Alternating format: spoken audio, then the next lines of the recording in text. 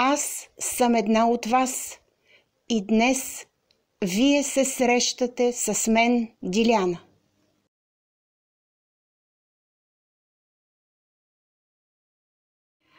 Скъпи приятели, здравейте! Аз съм Диляна. Благодаря ви, че днес отново сте с мен. Благодаря за въпросите, които ми изпращате и за интереса, който проявявате към моите видеа. Днес ще засегна една тема, по която отдавна не сме говорили. Темата е за душите на нашите починали близки. Аз получих много въпроси и днешното видео ще бъде посветено на вашите въпроси. Аз не бих могла да отговоря на всички от вас, които ми зададоха въпроси, но предполагам, че в няколко поредни видеа с въпроси на зрители аз ще мога на всеки да отговоря. И така, започваме с въпросите. Как мога да се свържа с душата на мой починал близък? Сега, вие знаете, че когато душата на нашите починали близки напусне човешкото си тяло, тя се отправя към отвъдното. Не винаги обаче, пътувайки към отвъдното, тя стига до самото отвъдно. Понякога тя е в подножието на отвъдното, образно казано. Защо тя не може да стигне до самото отвъдно? Защото ние непрекъснато плачем за нашия починал близък, ние не даваме мира на душата му. Ние даваме израз само на нашата мъка, но всъщност ние не осъзнаваме, че по този начин причиняваме вреда на душата му. По тази причина, ако ние искаме да се свържем с нашия починал близък, т.е. с неговата душа, най-напред ние трябва да поръчаме в която и да е църква 40-на литургия за успокоение на душата му. Аз много пъти казвах в предишните видеа и писах като отговори на ваши въпроси, че е много важно да знаете църквата, в която ще поръчате молитвата, дали там действително ще прочетат тази 40-на литургия. Че трябва да поискате кога тръгва литургията, в кой ден и кога свършва, кога е последното четене. И когато вече сте поръчали самата литургия, трябва да наблюдавате самите себе си, дали вие започвате да се успокоявате. След първите няколко четения на тази 40-на литургия, вашата душа получава спокойствие, но и душата на вашия близък получава тази енергия на спокойствие, която му се изпраща чрез литургията. И когато свърши последният 40-ти път, в който литургията ще бъде прочетена, душата на вашия близък вече ще се е успокоила. И едва тогава може да се обърнете с молба към Бог и да помолите вашият починал близък, т.е. неговата душа, да започне да ви посещава в сънищата ви. Така вие ще имате личен контакт с него и по този начин вие може да обменяте мисли и информация. И всичките онези въпроси, които искате да му зададете, да му ги зададете. Сега, има много случаи, при които, когато вече е прочетена тази 40-на литургия за успокоение на душата на починалия близък, след като той се е появил в сънищата на живите си близки, те да започнат да имат телепатична връзка с него. Какво означава това? В определени моменти, когато вие искате контакт с вашия починал близък, в главата ви да започнат да се нареждат отговори на въпросите, които вие мислено сте му задали. Какво означава това? Нашите души са свързани по един непознат начин тук на Земята, но по един начин, който е познат в отвъдното. И това е чрез този фотонен принцип, за който ние говорихме.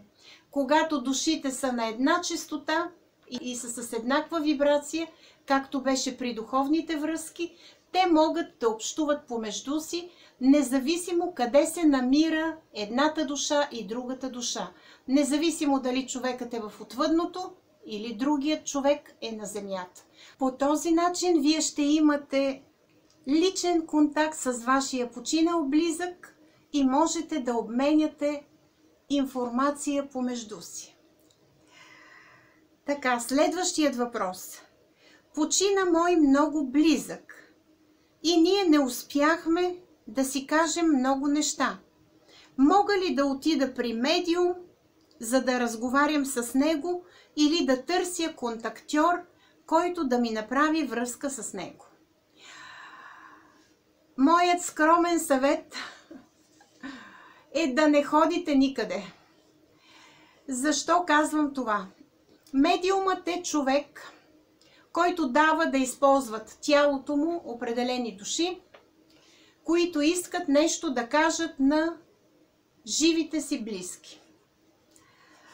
Понякога обаче не идва тази душа, която ние очакваме, а друга душа от тъмната страна на отвъдното, така да го нарека, идва и може чрез тялото на медиума да причини различни пакости, да ви каже различни неща, които да ви обидят, да ви наранят, просто да се случат някакви неприятни неща.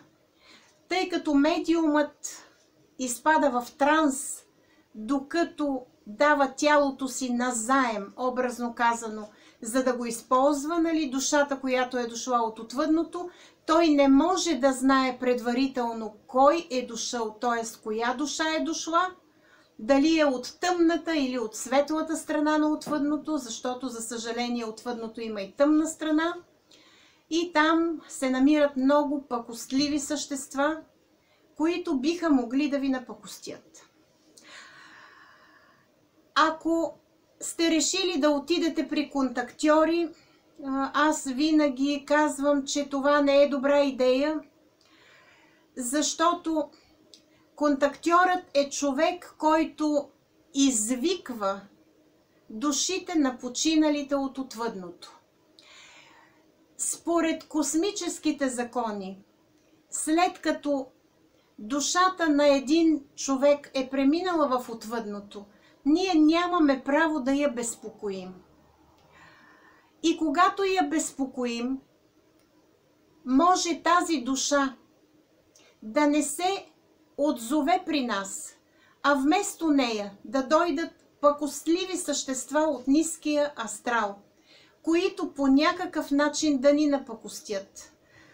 Имам няколко случая, за съжаление, при които няколко човека бяха ходили при контактьори, при една госпожа, която извикваше духове на починали, и след това им се бяха случили много лоши неща. Бяха дошли пакостливи същества, които останаха да пребивават по домовете им и ги безпокояха и се случваха някакви странности. И всичкото това беше свързано с много страх от тяхна страна и с много неприятни преживявания. Така че във всички случаи, ако сте решили да правите подобно нещо, моля ви, не го правете. Първо, защото не знаете кой ще дойде и по кой начин можете вие самите да получите някакви много неприятни преживявания и усещания от този контакт. И второ, защото душата на вашия починал близък, вие нямате право да я безпокоите. Тя е тръгнала за отвъдното. Понякога душата тръгва и докато върви по пътя си към отвъдното, тя има много препятствия, които да преодолее. има две врати, така да го кажа, нали, пред самото отвъдно. Едната е тъмната врата, другата е светлата. Говоря образно казано, защото нещата не са точно по този начин. Под самия починал, още когато е в дома си, се появява една бяла пътека, която да го води. Понякога идват близки, починали, които искат да помогнат на душата да стигне до отвъдното. Те не случайно са дошли, тъй като самия път до отвъдното, то не е просто душата излиза и отива веднага в отвъдното. Това не е точно така.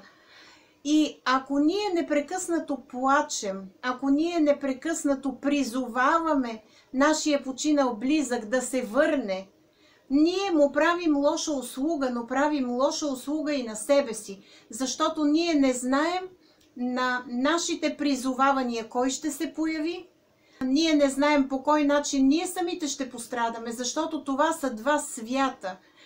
Това е една друга енергия, която ние като човешки същества може да не можем да поемем.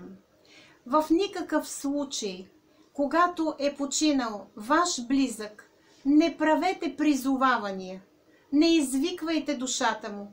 Дайте спокойствие на тази душа, поръчвайте тази 40-на литургия, за да може душата на починалия близък да се успокои, да намери пътя си към отвъдното, да тръгне в самото отвъдно, защото когато душите на починалите се приберат в отвъдното, ние не можем да кажем за какъв период от време става това. Ние знаем, че 40 дни след като е починал човекът, душата му обикаля по всички места, където е обичал като човек да ходи, обикаля всичките свои живи близки, за да се сбогува с тях.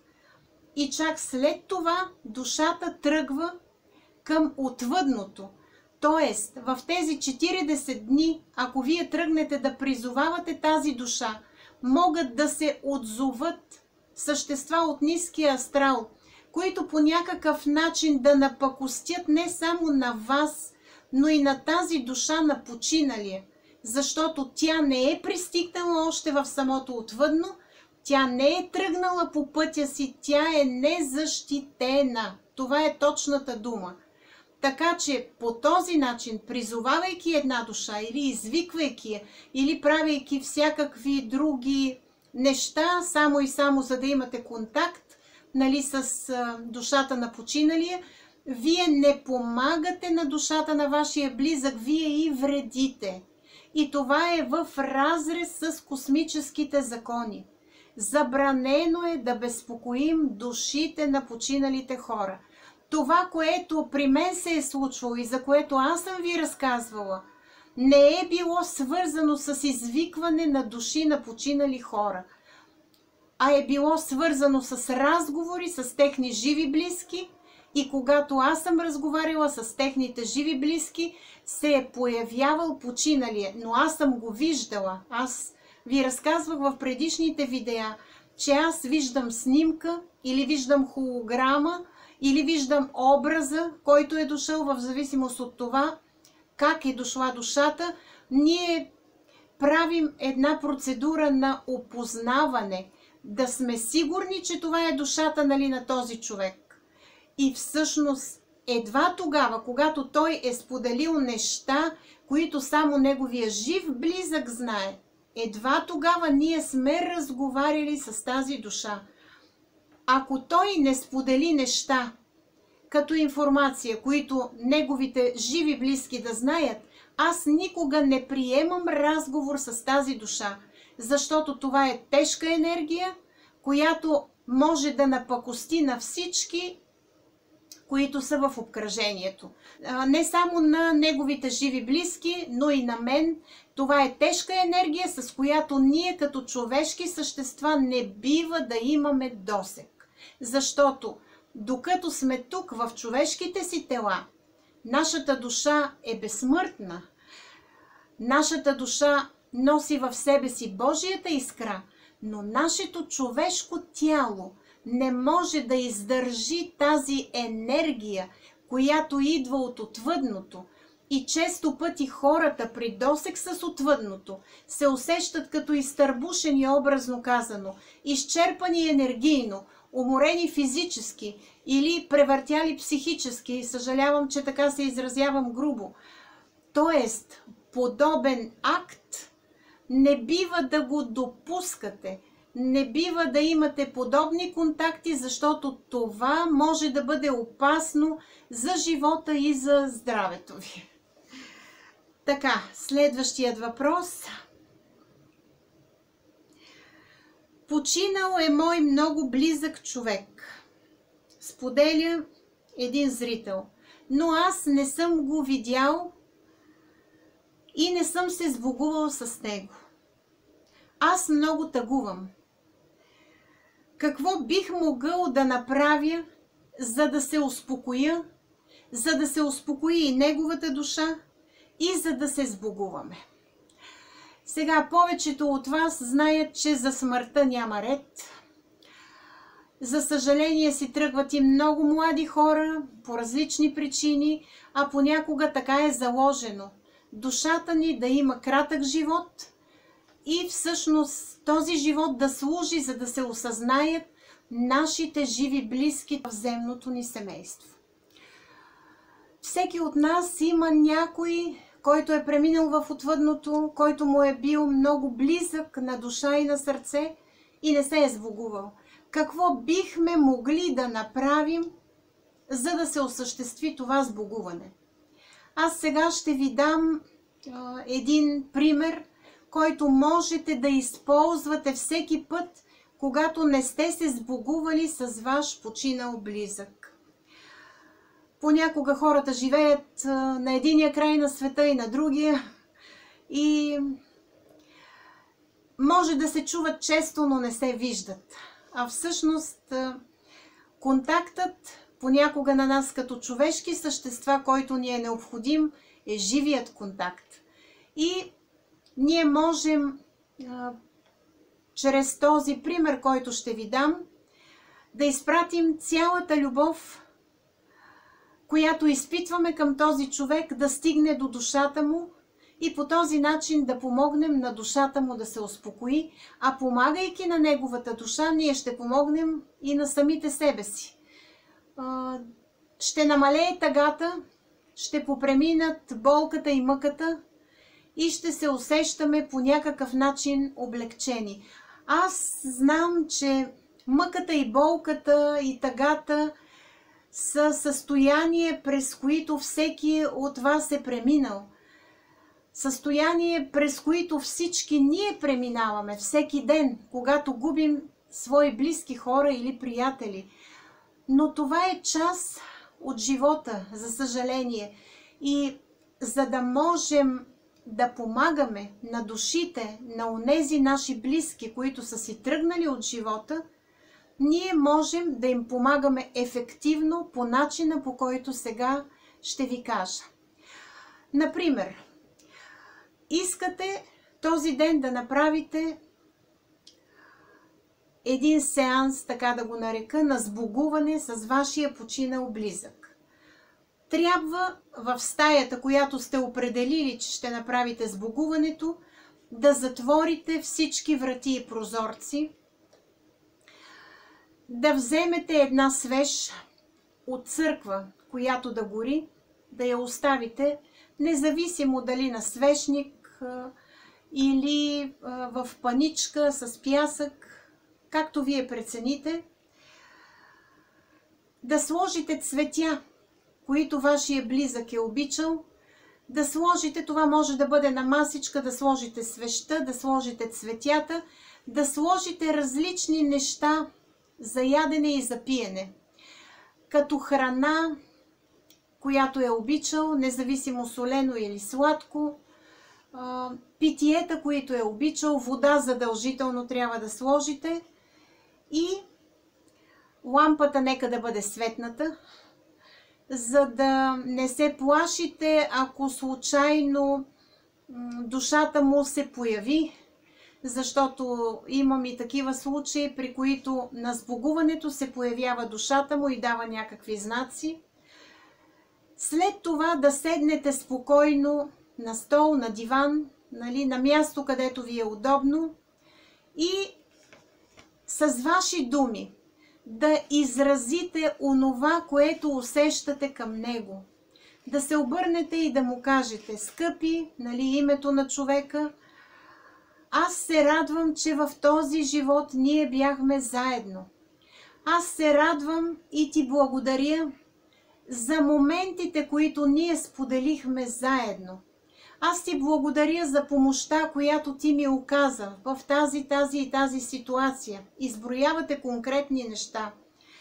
Аз се радвам, че ние прекарахме час от живота си заедно и аз ти благодаря за твоето присъствие.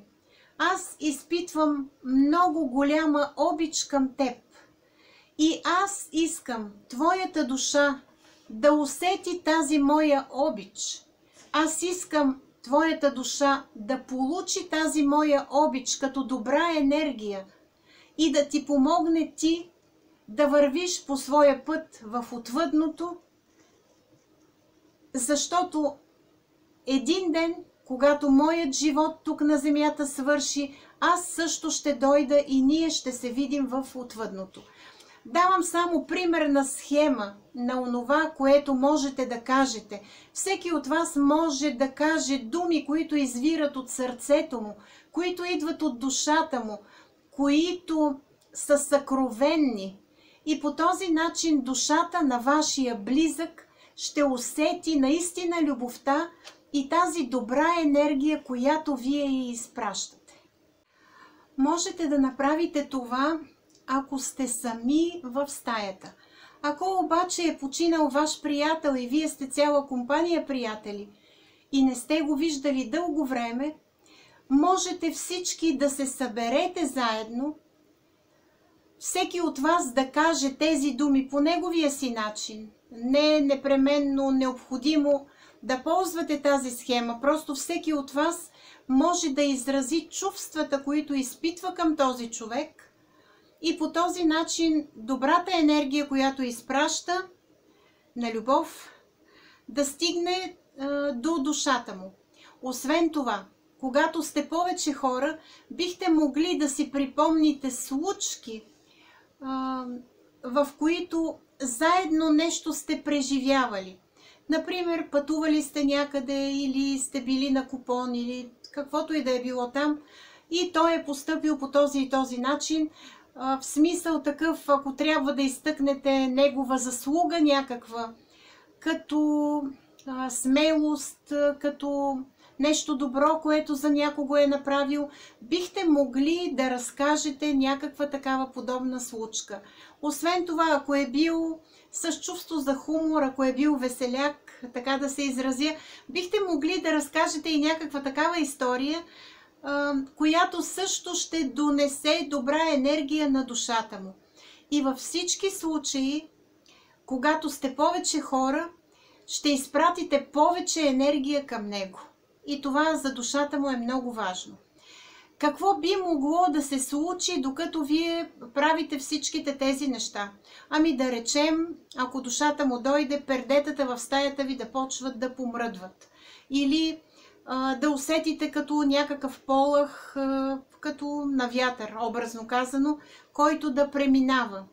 Или изведнъж да настръхнете, да имате някакво такова по-странно усещане, защото енергията на душите на починалите не е като нашата човешка енергия в нашето човешко тяло.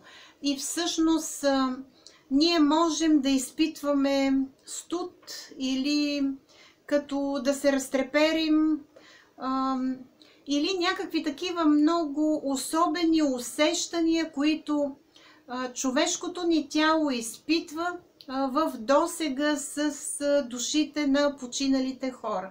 След като всеки от вас е казал онова, което има да каже,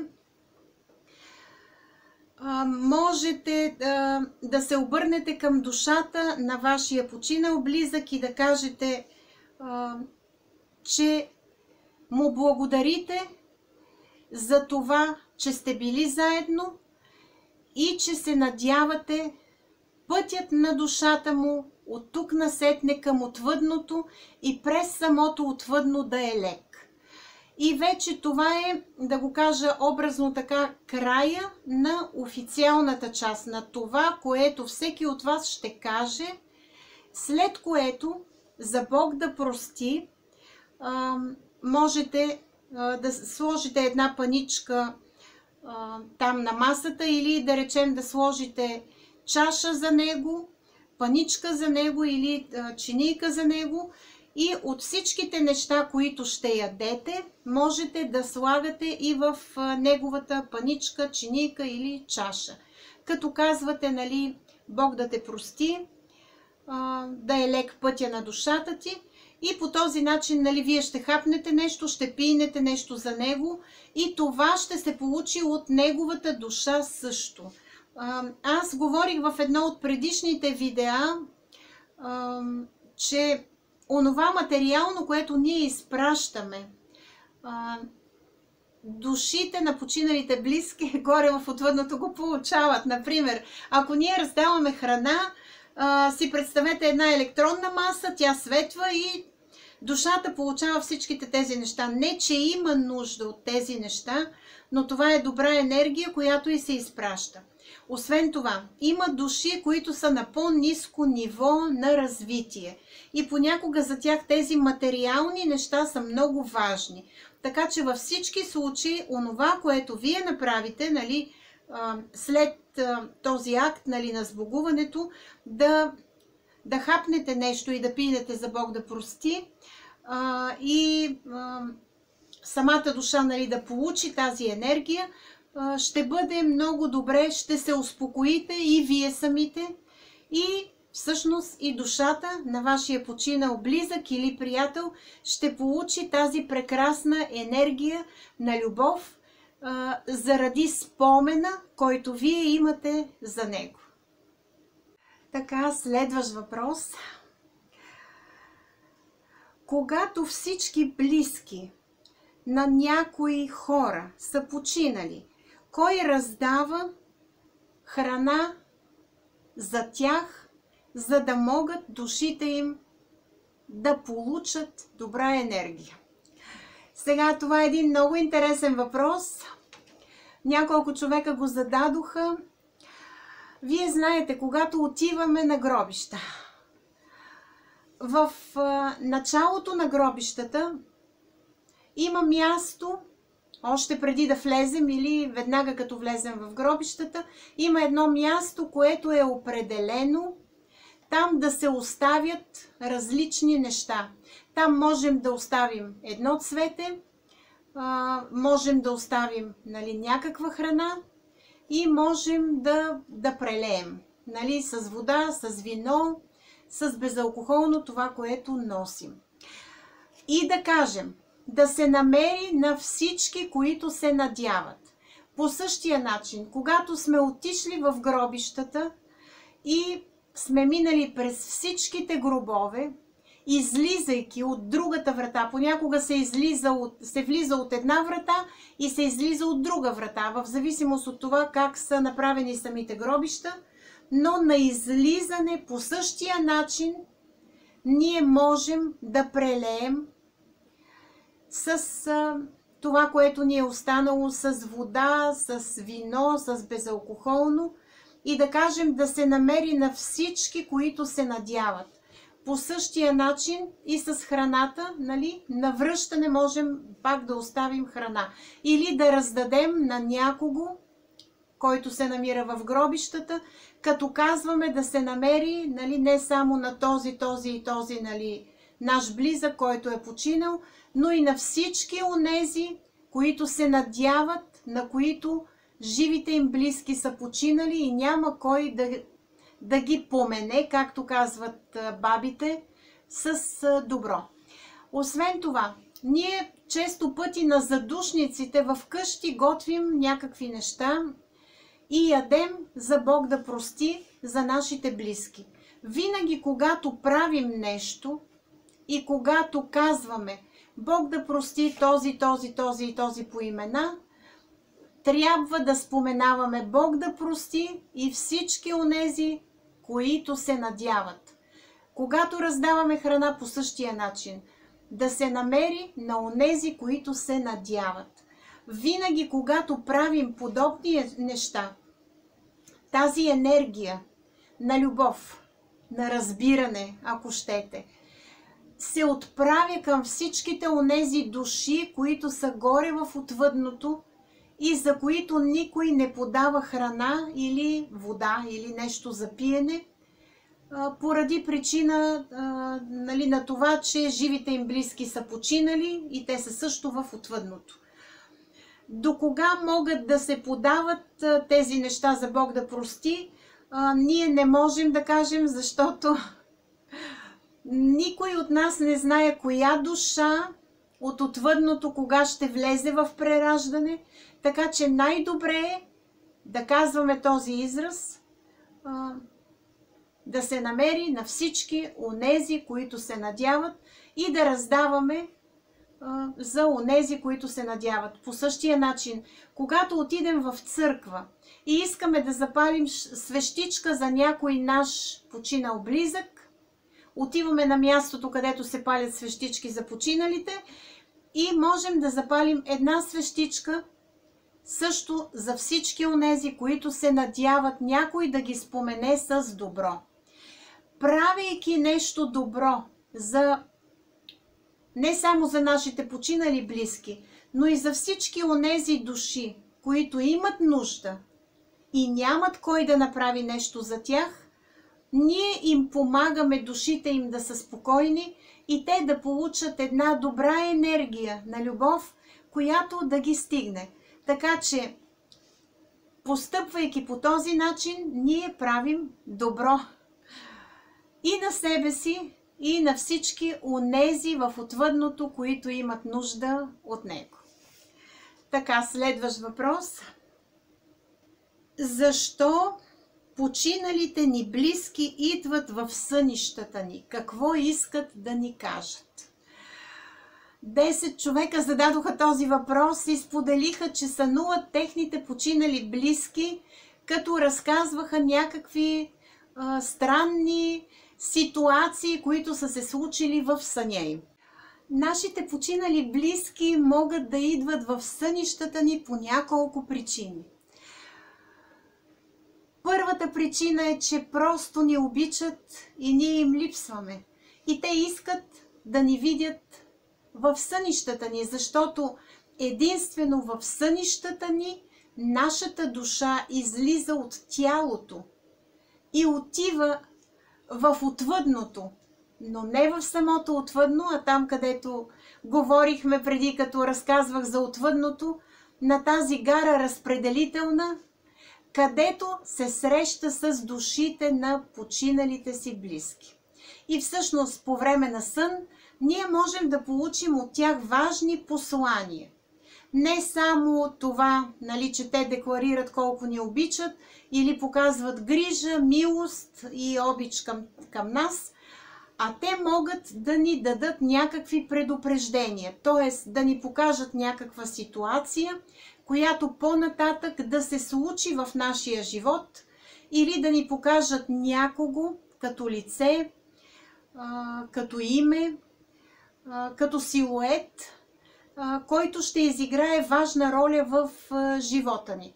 Понякога преди пътувания аз имам много случаи, при които, да речем, се появяват починали близки преди пътувания на хора и те ги предупреждават да не тръгват, да не пътуват или ги предупреждават, че ще има някакъв проблем. И действително тези хора казаха, че това им се е случило. Или имам един случай, в който бабата на една девойка и беше показала как ще изглежда бъдещия ѝ съпруг.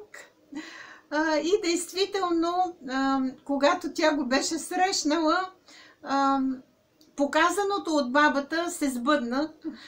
Той изглеждаше точно по същия начин. Имаше един перчем, тя така го разказа. И тя каза, че когато е видяла този мъж, не е можела да го сбърка по никакъв начин. Друг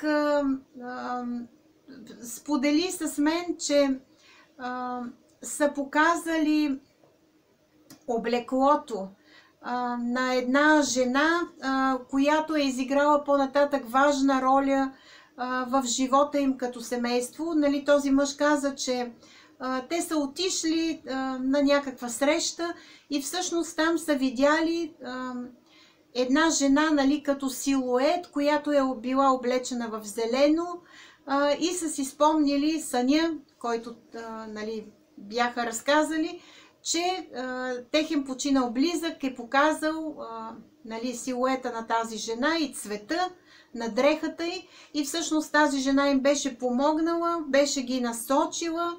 Там те имаха някакъв жилищен проблем, нали, какво да направят. Тоест, по друг начин казано, нашите починали близки се вълнуват от това какво се случва с нас.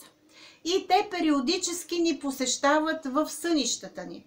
Аз обясних, нали, като отговор там в тези първите два въпроса, че когато искаме да имаме контакт с нашите починали близки, когато душата им не се е успокоила, ние можем да помолим Бог те да ни посещават в сънищата ни. И това е най-лесният начин ние да си имаме личен контакт с тях. Така че, ако тази връзка вече е направена помежду ни, те могат да ни посещават по време на съня ни и да ни споделят различна информация, т.е. да ни дават знаци, чрез които те искат да ни помогнат.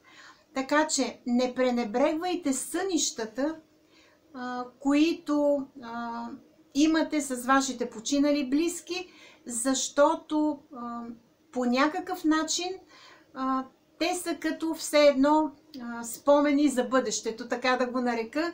Те ви дават някакви знаци, които по-нататък в живота ви ще са свързани с събития, които предстоят да се случат. Сега, когато става дума за страшни събития, имам няколко такива случая, когато аз даже разказах в едно от видеята, когато починалият човек идва и хваща за ръка детенцето, нали, там на една госпожа. Всъщност това е било знак, че той ще отведе детенцето със себе си в отвъдното след известно време, разбира се. Нали, не веднага, но това са знаци, които вие не бива да пренебрегвате. Така че не подминавайте с лека ръка сънищата, които имате с вашите починали близки. Сънят, свързан с починал близък, е винаги знак, че нещо предстои. Сънят с наш починал близък е винаги сигнал да внимаваме, да се оглеждаме за онова, което предстои. И когато е свързан с конкретни неща, да речем събития, винаги трябва да знаем вътре в себе си, че нещо предстои. Освен това, сънят с наш починал близък е винаги знак, че някой горе от отвъдното мисли за нас, изпраща ни любов, мисли за това какво на нас ни предстои, какво ще ни се случи. И както казваме ние, нали, стискани палци, т.е. пожелава ни всичко добро, за да можем да преминем през ситуацията, която на нас ни предстои. Така, следващ въпрос. Дали мога да оставя част от пепелта от урната с тленните останки на мой близък някъде и да я отделя от другата обща част? Този въпрос го зададе една зрителка, на която съпругът ти беше починал и тя беше получила урната с пепелта от тленните останки. Сега, искам да ви кажа, че това е един много сложен акт. Още в древността, древните гърци или индианците са горели телата на своите починали, за да може енергията на тялото, когато то бъде изгорено, да отиде към душата, която се намира в отвъдното, т.е. душата да не мисли повече за тялото, което е оставила на земята. Те са правили този акт на изгаряне и по една друга причина – да бъдат всички части от тялото заедно, да няма оскверняване. Знаете, едно време са рязали глави, крака, части от телата, разхвърляли са ги на различни места, просто времената са били такива.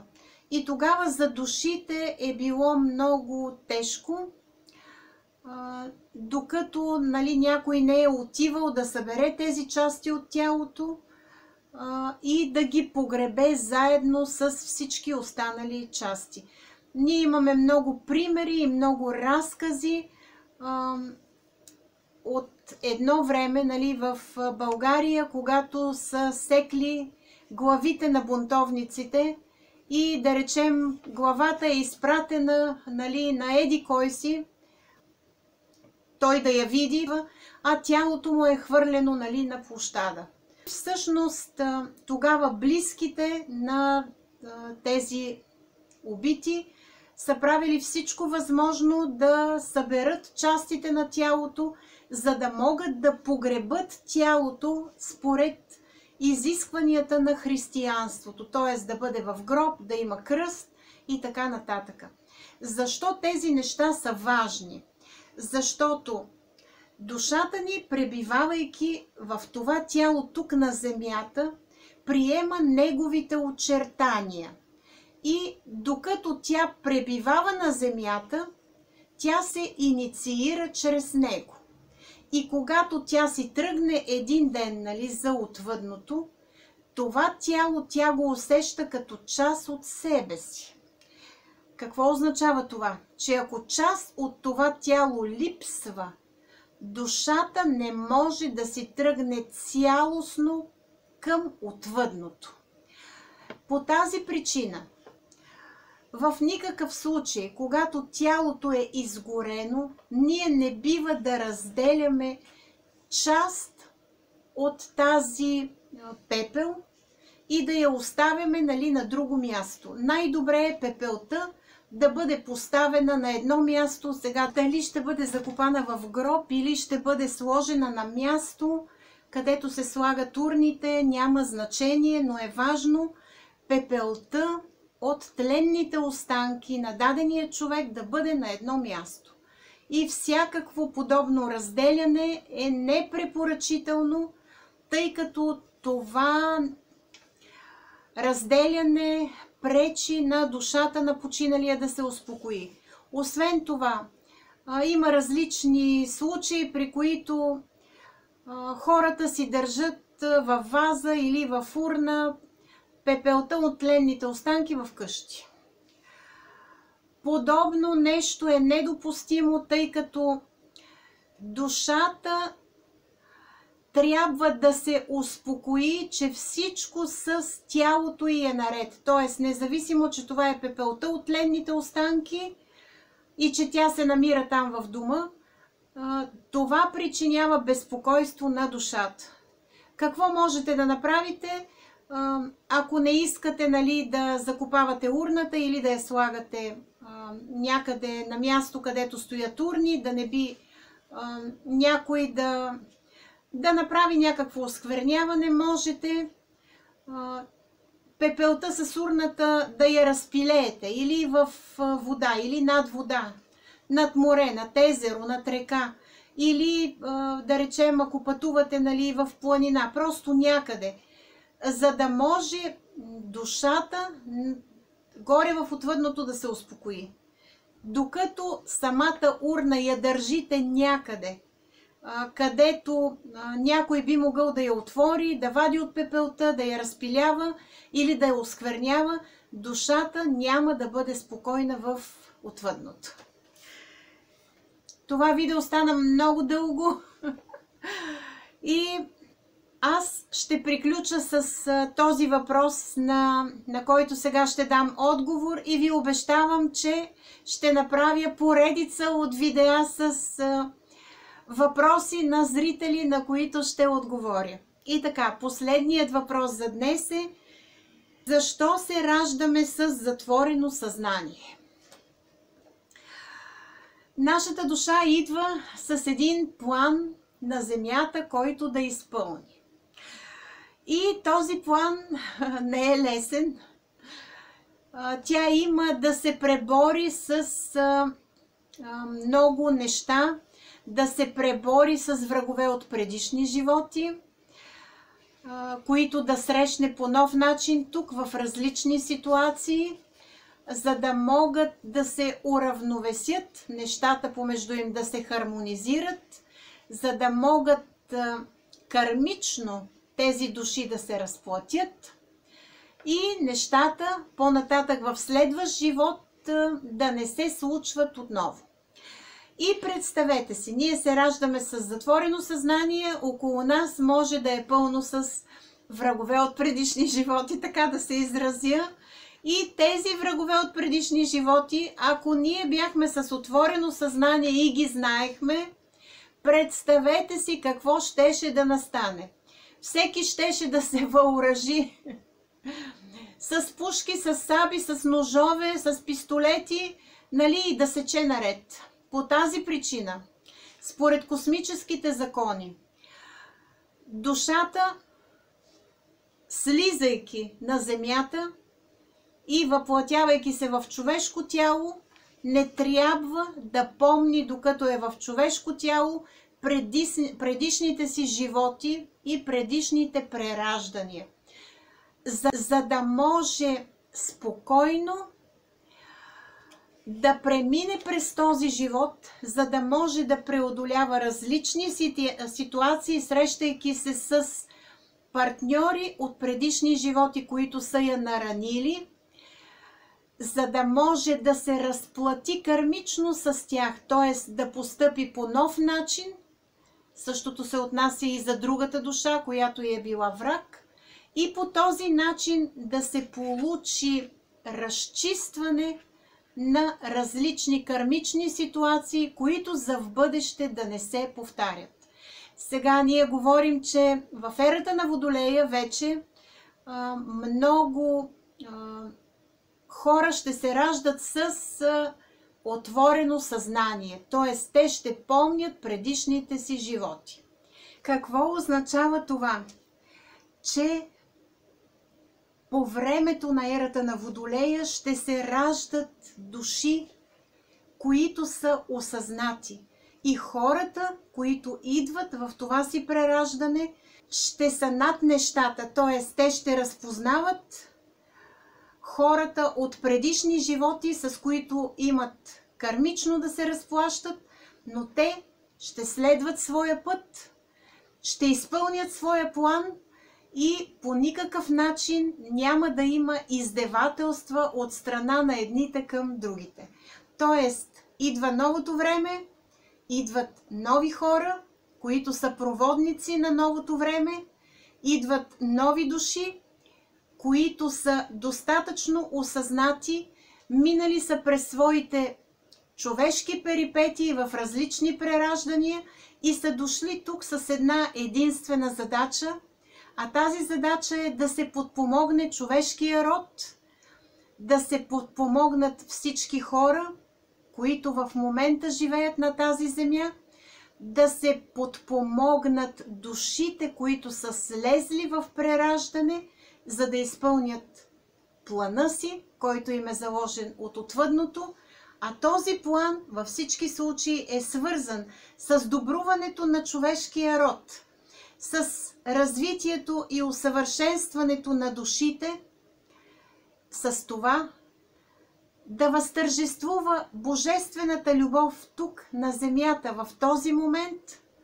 и ние като човешки същества с вселени в нашите тела души, действително да се движим по спиралата на развитие и усъвършенстване нагоре и един ден, когато се върнем там горе в отвъдното, нашият вечен дом, откъдето сме тръгнали, да знаем, че сме изпълнили задачките в този земен живот. Какво да бъде посланието днес към вас? Радвайте се, че сте осъзнати, че разбирате, че вие носите в себе си безсмъртна душа, която е приела това тяло в този човешки живот като една временна дреха, за да може да изпълни плана, с който е тръгнала горе от отвъдното, за да може да придобие опит в земното училище, да научи уроците си и да отнесе този опит горе в отвъдното, за да може човешкият род да се развива, да се усъвършенства и ние като души, пребивавайки временно и връщайки се горе в отвъдното един ден, когато свърши нашият човешки живот, да знаем, че сме подпомогнали с онова, което сме направили, като действия, като постъпки, като добри мисли и чувства, като осъзнаване, развитието на нашите души в чисто космически план. Аз ви благодаря от сърце, че днес бяхте с мен. До нови срещи с следващите видеа. Довиждане!